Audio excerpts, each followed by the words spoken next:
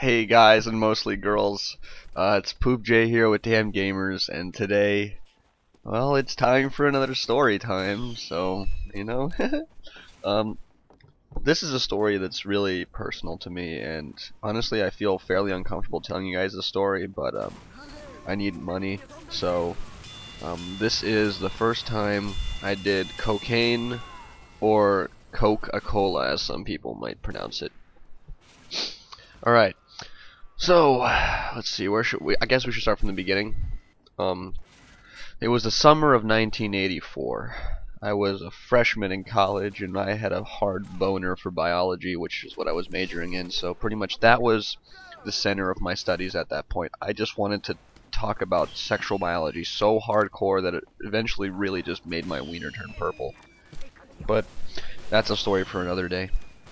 Um, after a long day, working hard on my classes, studying and all that shit, my roommate comes in. My roommate Daquan De Sol. He comes in and he's just like, "What up, dude?" I'm just like, "Please, Daquan De Sol, do not talk to me when I'm trying to study hard on biology."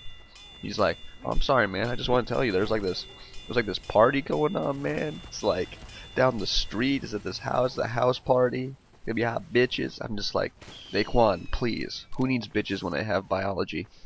And he left, and he came back maybe like 20 minutes later, naked, and he was just like, "Let's go." And I'm like, "All right." So we walked down the street, very shady area of town, I should say. But we made it to the house. There was about 10 people there. It was a pretty large party, and there were people in the back over there doing like this weird white powder. And I was confused, because at this point in my life, I smoked more weed than like infinity and beyond. Because I mean, at this point, I was a weed destroyer. Literally, there was a shortage of weed in the 1980s because I was smoking so much of it. And also, I was doing a lot of shrooms at the time, so that's why mushrooms are extinct and so are polar bears.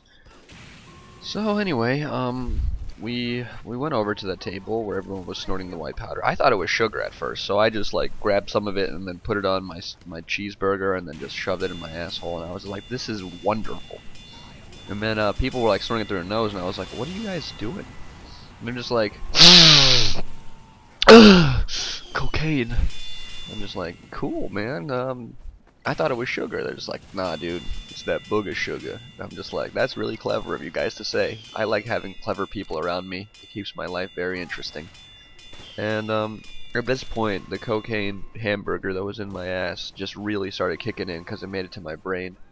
And wow, I gotta say, guys, there was like this burst of energy, this jolt. It was like drinking a Red Bull can through my wiener. It was like the most powerful sensation I've had since anal. And honestly, it was awesome.